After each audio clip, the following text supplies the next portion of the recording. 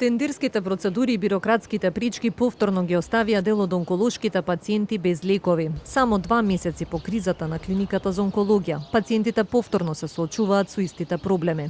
Во моментов има недостиг од лекови за неколку типови на карцином, а дополнително нема ниту хормонска терапија во аптеките. Пациентите се разочарани и покрај најавите од Министерството и фондот, освен на хартија и декларативно, во пракса и натаму остануваат истите проблеми. Навистина не знам како се доведовме повторно во истата ситуација, а тоа е да се казни со тендерот беше многу касно објавен.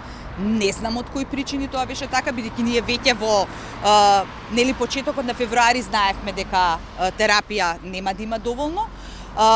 Само се надевам дека откако веќе е започната целата процедура сега, дека ова нема да се одложи послем празниците и дека ќе успеат да го завршат, бидејќи се чека од Министерството за здравство сега, да пациентите добијат терапија пред празниците. Од клиниката за онкологија велат дека од нивна страна постапката е завршена, а првиот човек на Фондот за здравство пак вели дека се работи за технички проблеми во бирото за јавни набавки и уверува дека до великденските празници проблемот ќе биде решен. Тендерот отворен, очекуваме контрола од бирото за јавни набавки и очекувам пред великденските празници сите лекови да бидат достапни во стабилни количини за наредните 12 месеци.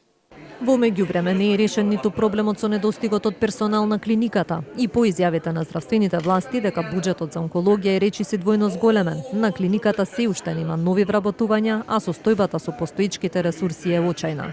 Сега за сега веќе не осеќаме некаков плюс од тоа што ни го зголемија буџетот.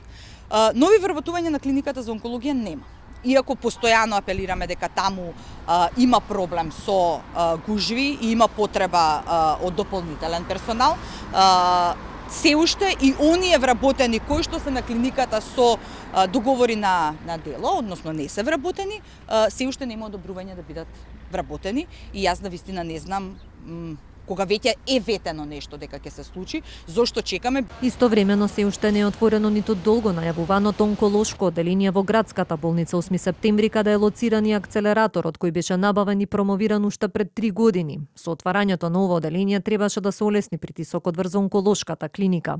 И додека се чекаат роковите за жалби од тендерските постапки, онколошките пациенти се надеваат дека надлежните ќе успеат барем пред празниците да обезбедат терапијата и да не бидат во грчи страв за своето здравје.